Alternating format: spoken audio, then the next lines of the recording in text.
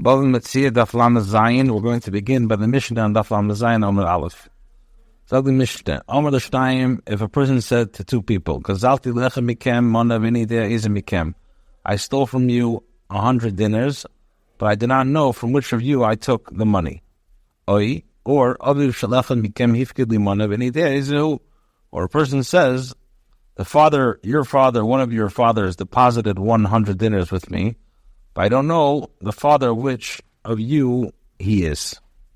So the halacha is neisel l'zemana. Why? Shahidim mipi atzmei. He gives 100 dinners to this person and 100 dinners to that person.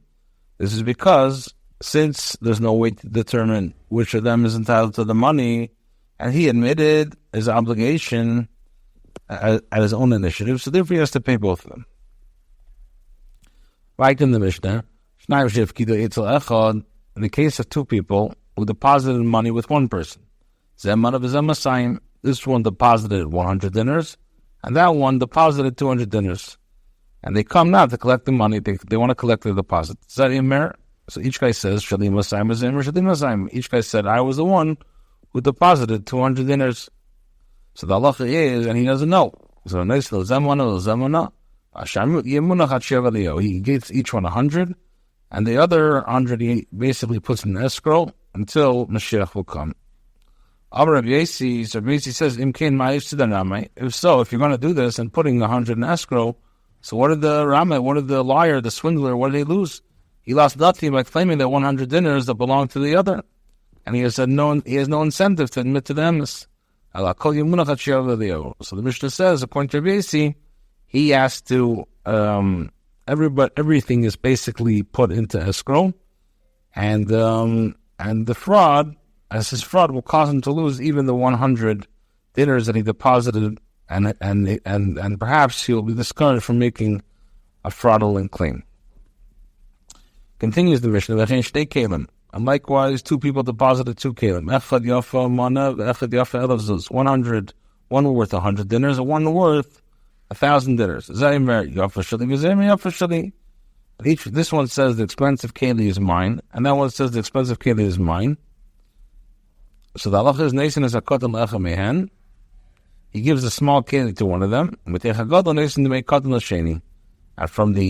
he sells the big keli, the larger keli. And for the proceeds of the sale of the large keli, he gives the value of the small keli to the other. And the rest of the money is placed in a safe place until Mashiach comes. He says, the same thing. What did the Rama lose? Rather, everything is placed until Mashiach comes, or one of them admits that he lied.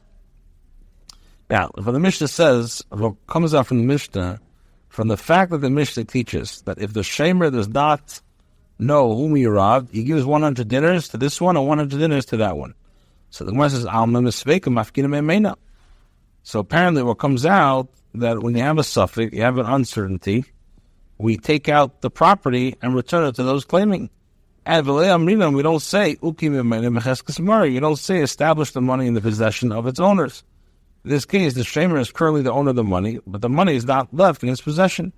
So, I'm going to ask you a stater from the following Mishnah. Now, we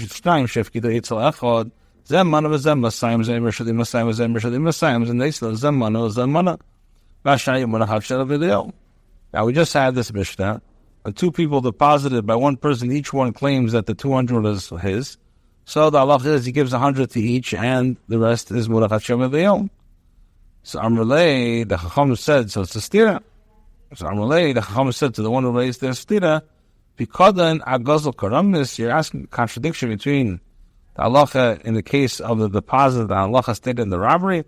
Gazal, the Avadi Surah, Kansura Abanat. In the case of the robbery, where one was Abraham Isser, Chacham penalized and ruled that he must pay both possible robbery victims.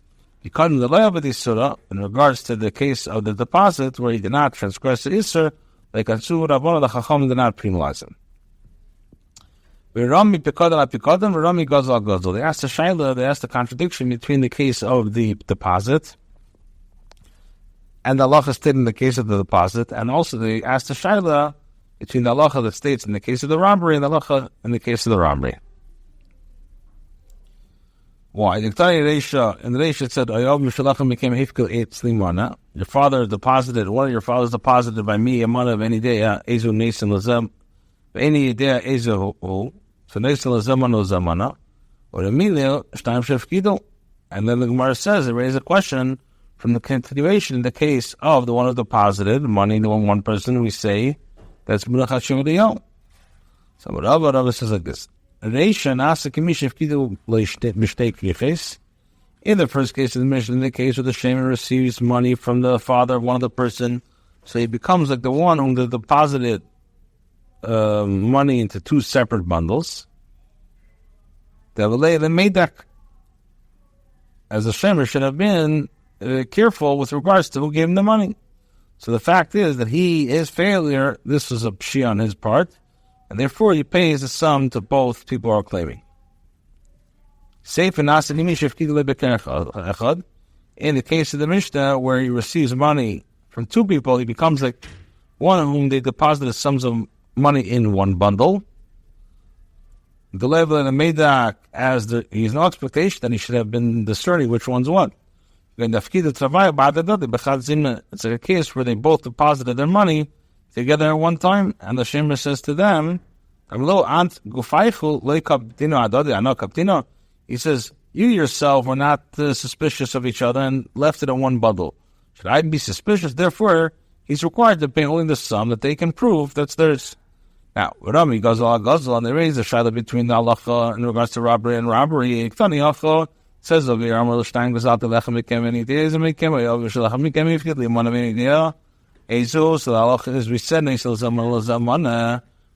asked the Shada from the Mishnah, if one robbed with 5 people, he does not know whom we robbed. This one says AC Gazal, AC Gazal. This one says he robbed me. This one says he robbed me. The robber places the stolen item between them and withdraws from them. He would have Tarfin, and the Tarfin says, so Alma, what do we see? And what do we say? We say, we do not take out the money. So why not over here? Why don't we see establish the money in the possession of its owner?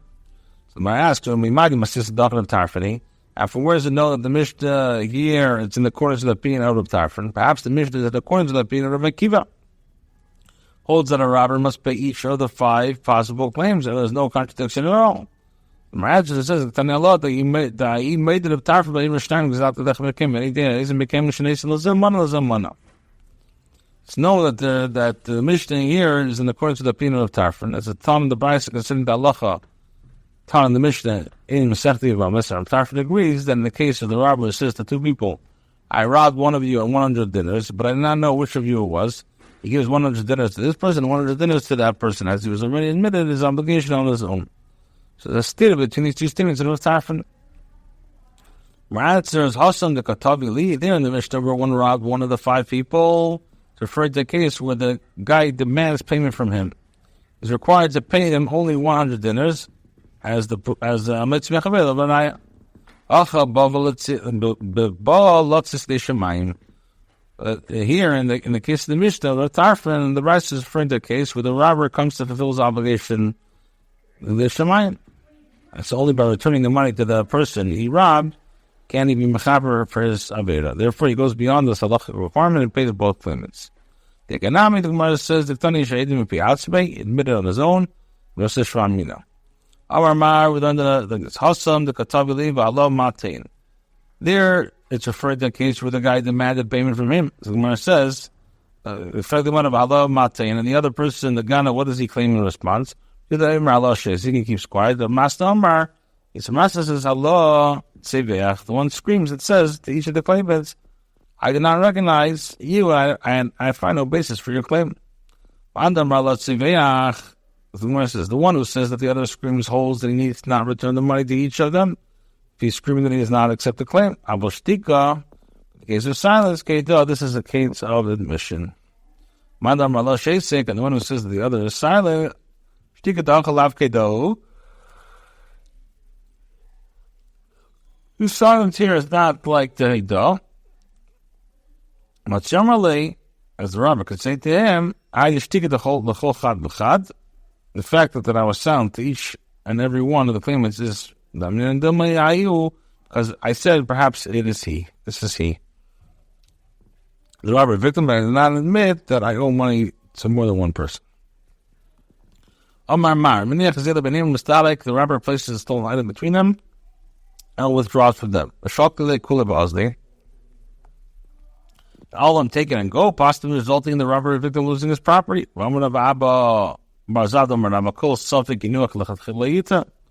Any case of uncertainty whether the placement of found item was deliberate, the finder may not take the item. But if he takes it, and the robber should place it in his possession. Now,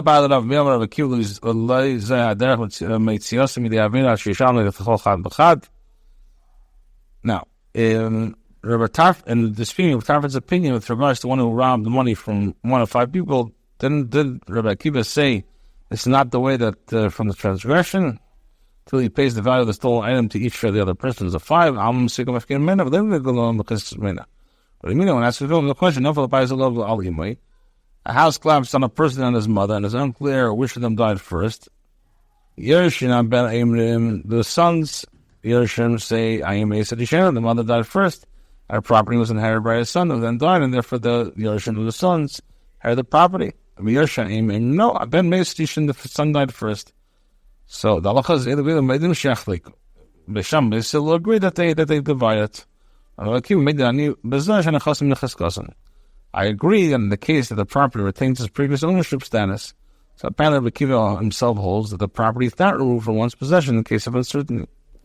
So Amalei, Rabbi said to Abaya, there in the case where the house collapsed, it is where their Shema B'Shema, it's uncertain and uncertain.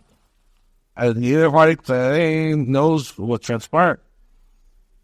Goes to Acham in the case of one who robbed money from one of five people, it's a Badi B'Shema. It's a case of certain claim and uncertain claim, as the robber does not know whom he robbed the money. But the victim claims are based on certainty. In the Mishnah here, where one said to two people, what do we say? The Gemara asks, why did Akiva, and how do you know it's the opinion of Akiva? The Tani, or answers the Tani Allah that he made it of Tafim Bim, Shnayim Gazat Lechem and he didn't Mikem. So what does it mean? The man made that. Who's he agreeing to? Louder of Akiva Bar Pluksa must be the Akiva is Bar Pluksa. And we're asking, why the Shem Hashem? Well, from where is it known that the Mishnah is in a case where there's Shem Hashem? Perhaps the victims are certain that they were robbed. So my answer is Chada the Lektani Tevin Esei. One is not taught in the Mishnah that they demanded payment from him.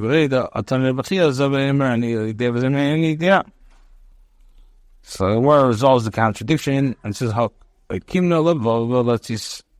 already said that we're talking about to fulfill his obligation to have it.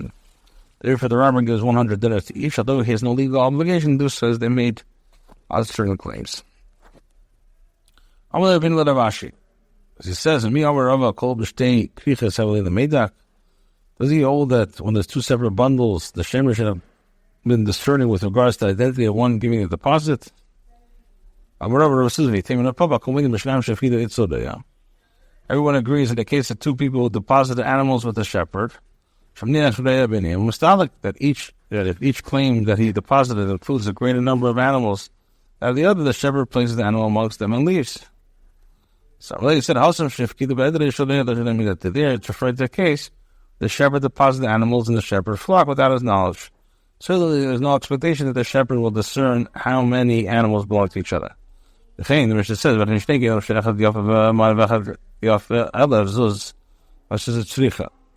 necessary for both cases. If it only taught the first case, in regards to the money, I would say by over there, the Chacham agree that each party receives 100, and 100 is kept because in that case there's no loss. The Ika Seder, the Gadol Imam made the Rabbanan, there's going to be a Seder, so maybe a greater base. You get one Baal, come with a BSC, Abba, Imam made the Rabbanan. Now, Tzricha. So where it says, by the time that the base Mishra has said an Amiyu. Isn't the reason that opinion of BSC is due to the loss of the fraud? It's not due to the fact that the Keilah will not remain intact. There's no reason to believe that Rabbi S would concede to the Chacham in an instance where money was deposited. And it's